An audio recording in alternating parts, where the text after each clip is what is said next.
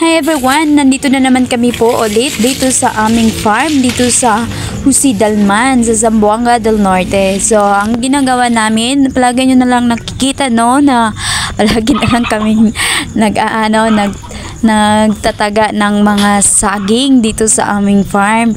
Kasi every week po, nagtataga po kami. Kahit paulit-ulit lang po ang aming jacket dyan na nakikita nyo, pasensya na po kayo. Kasi umulan po sa time na iyan. Kasi wala po akong ibang jacket na merong hood. Kaya yan po ang ginagamit ko. Siguro, favorite ko na din yan. Charot. Hindi. Walang talaga akong ibang hood na jacket. Meron man akong ibang jacket na masusuot. Pero walang hood. So, ayan yung gagamitin ko. Tapos, dito nyo makikita nyo naman dito sa aming farm na 'di ba maliliit lang yung buwig ng aming saging dahil kakabalik lang po nila pag-recover kasi sa gaya ng sinabi ko, paulit-ulit po tayo. Kaya lang sinabi ko na inatake po talaga ito ng uod sa last year. So sa ngayon, paunti-unti naman tinignan ko yung una naming mga upload, una naming mga video. May malaking pagbabago naman po dito sa aming farm. So I hope na dadami din to. So dito, medyo malaki kasi ito. So, kami lang dalawa ng asawa ko dito nag-manage, naglilinis. At pagkatapos namin sa isang lute na tinatamnan namin ng saging, dito na naman kami banda sa may ibaba. Meron po akong nakikitang malaking buwig dyan ng tundan. Ito po yung tundan na laki ang buwig. Hindi. Malaki ba yung bunga? Yung buwig maliit talaga yung buwig. Pasensya kayo sa aming saging. Kasi yung aming saging talaga dito is, sinabi ko na po, ayaw ko na sabihin. Alam nyo kasi, ang hilig ko talagang magtatanim. Mahilig din ako magtatanim. Ito talaga yung pinapangarap ko dati na magkakaroon kami sana ng lupain. Para makatanim kami ng mga iba't ibang klase. Pero hindi pa rin natupad kasi itong lupain na to, bali pa po to, hindi pa po to sa amin. Yung sa pa po to sa kanyang papa. So tinataniman lang namin para hindi maagaw ng ibang tao dito. So walang magtirik ng bahay. So lahat ng ng papa ng asawa ko, tinatam na namin ng saging. So, dito sa bandang ito, may nakita akong lakatan. So, sinabi ko sa aking asawa na pwede na kaya itong makuha. So, sabi niya hindi pa daw. So, baka sunod na linggo na yon. So, sa bandang ibaba, nakakuha din ako niyan ng saging. So, nakikita nyo, madami-dami yung nakuha ko ngayong mga buwig ng saging. Kasi sa part na ito, mga balik 2 weeks po kami hindi nakabalik dito sa aming farm. Dito sa bandang ito, hindi pa namin na-sprayhan. So, nakikita nyo yung palayan na iyan. So, sa may unahan, aabot pa tayo sa may unahan. So, dyan yung mga lakatan namin sa may kabila ng palayan. So, hindi pa din namin nalalampasan diyan sa may bandang lakatan namin. Mahanap pa kami ng tao nito na maglalampas doon. So dito nagtaga ulit ako ng saging. Medyo yung mga mga buwig na nakikita nyo lang baka ang liit ng buwig. Baka sa susunod na to ka ng malaki. Meron akong nakita na nasa likuran ng bahay namin, napakalaki ng buwig niya. So, kung ganoon kalaki yung lahat ng saging namin, ganoon kalaki sa buwig, nako, hindi talaga kasya sa motor. So, ito na naman yung pinaproblema namin, yung ang pagkakargahan. So, may naisip na naman kaming idea dito sa Bukirin. Meron naman dito,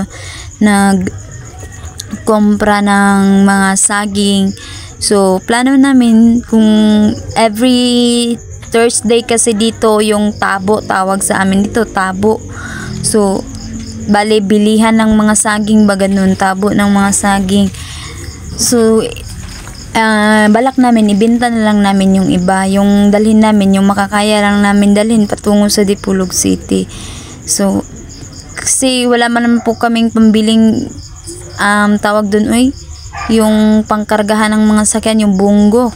Ang mahal-mahal naman, ayaw ko na nakabili man kami last dahil lang po sa aming pagtitinda ng saging. Nakabili kami ng guys, multicab, kaso lang second hand. Tapos ang laki ng gastos namin doon, na umabot po yung gastos namin halos lagpas nga sa kalahati sa pagbili namin sa aming multicab. So naisip namin na yung ayaw na naming magbili ng second hand.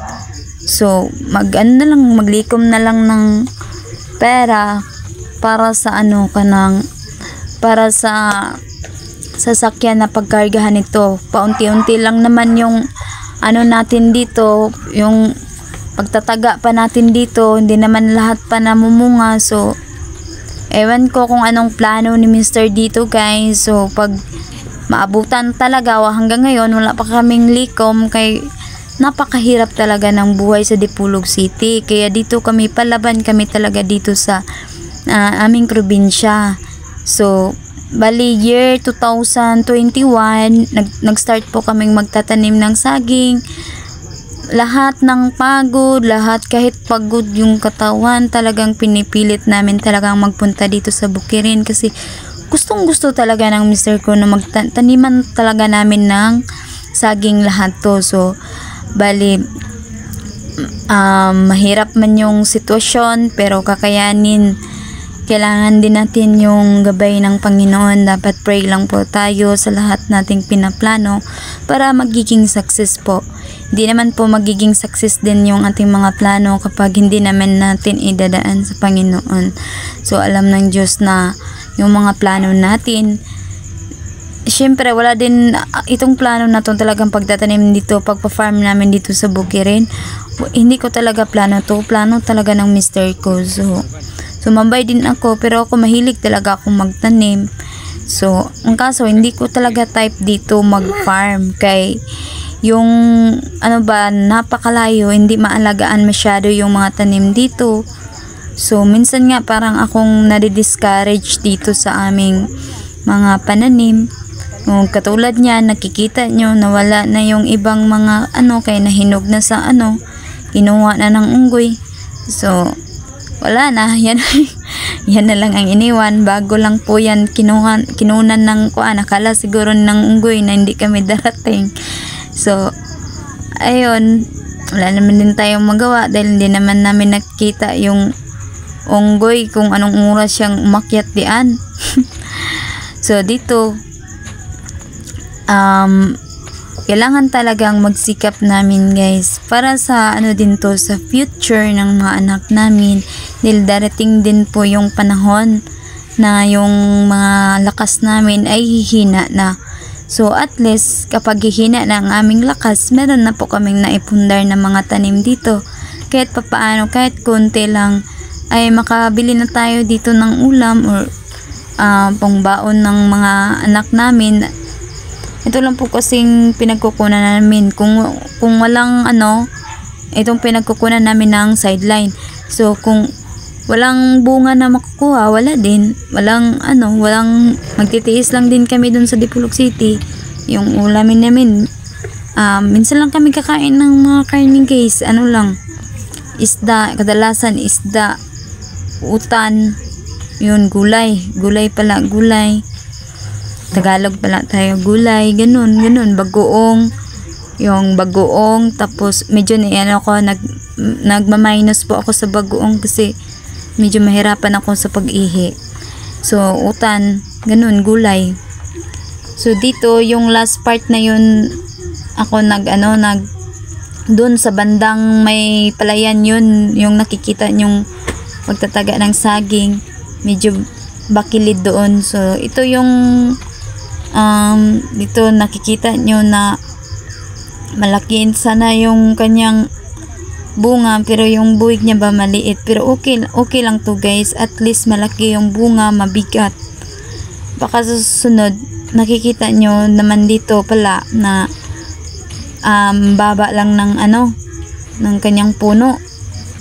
Oo, mababa yan kasi na yan nasalot ba guys. So ito talaga yung kailangan naming pagtiyagaan dito sa probinsya.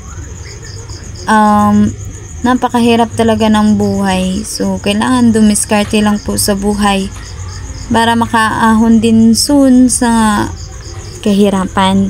So hindi naman po, sa totoo lang, hindi talaga hadlang ang kahirapan. Kung masipag lang tayo, marunong tayong dumiskarte sa buhay, hindi talaga tayo magugutom or mahihirapan. So dito na nga, balik tayo guys. So yung mister ko na nga ang nagsipi-sipi dito sa aming saging. Tingnan nyo na nga yung ibang saging namin nakangisi kasi sa sobrang gulang nakangisi po siya. So yung iba nahihinog na, may saging na Davao pala kami dito. So ayan, kunti na lang yung nakukuha namin dyan, kaya yung iba ay nahinog na tapos nakangisi. May hilaw tapos nakangisi din. Yung nakangisi na saging, reject na po yan. Hindi po kasi yan mabenta na. So gaya ng sinabi ko na minsan wala ding pang gasolina patungo dito, kaya hindi kami makapunta dito. Mas uunahan pa namin yung pang-ulam at saka yung pangbaon ng bata. Magpunta lang kami dito kung meron kami extra. Kasi yung bentahan namin dito sa aming mga saging, per sipi po. Tapos, mura lang naman yung benta namin, nasa 15. Minsan may tawad pa. Manghingi kasi ng tawad ang aming mga customer. So, pinapatawaran din namin 30. Halimbawa, 30. Magtawad yung customer, magiging 25 pesos na lang. Ganun. Pag hindi naman maano doon sa aming sinasabitan sa itaas ng kalsada, so sa displayhanan namin, ilalaho naman namin, lalaho yung mga saging para maubos lang talaga. Mahiyain talaga ako. Pero natuto ako ng hindi mahiya nang dumating ang anak ko, nang dumating yung asawa ko. Kasi inano ko din yung sarili ko na hindi pala tama na palagi na lang mahihiya. Okay, hindi tayo mabubuhay kapag mahiyain. So ayan, itong pagbablog namin ay itong pagpunta namin dito sa aming farm, binablog din namin guys para naman para naman kami ay mayroon kaming makikita pagdating ng katandaan. Char.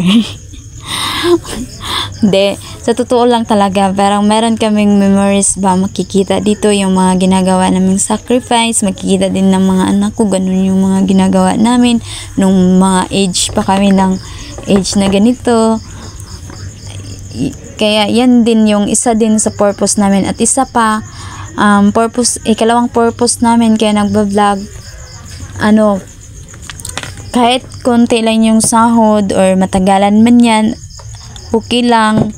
At least meron naman kaming makukuha soon na sahod. So kami po ay nag-YouTube. So sa YouTube po, kami po ay monetize na po kami sa YouTube. So ang dito sa aming YouTube channel, dito sa Karig GTV. So, dati Karig Agri Diary po ito. Pinalitan po namin ng pangalan kasi pag agri kasi agri talaga yung ina-upload. So, hindi naman kami maka-upload ng agri kay dun sa Dipolog City yung lupain na tinatamnan namin ngayon ng palay. Babahain kasi pagdating ng bear. So, pag ulan lang, doon, baha na po. So, mamamatay din yung tanim namin. So, kaya ito, binavlog namin. So, sana masuportahan nyo po ang aming YouTube channel. At palagi po kayong sumabaybay sa aming mga video. Malaking tulong po yan sa aming channel, ang inyong pag-watch. At makikita din namin na meron din nagmamahal sa amin sa pamamagitan ng inyong pag-comment. At ako naman po ay nag-upload din sa aming Facebook. Ang ko talaga, nalilito pa talaga ako yung nag-upload talaga ako sa Julian Abing Carig. So yun talaga yung FB ko. So ang ano ko din yung may page po kami, kaso bagong gawa, Carig GTV. So ang ano ko na lang, plano ko parang ibabalik ko na lang talaga doon kasi doon na sila nasanay sa account ko na Julian Abing Carig. So doon na lang po ako mag-upload. So hanggang dito na lang ang ating video. Maraming salamat sa pagkikinig at panonood. Maraming salamat pala sa suporta nyo guys. So ayun, magpapaalam na po ako. Pauwi na po kami sa Dipolog City. Ready na po kami pauwi sa Dipolog City. So ayun lang guys, at uuwi na po kami.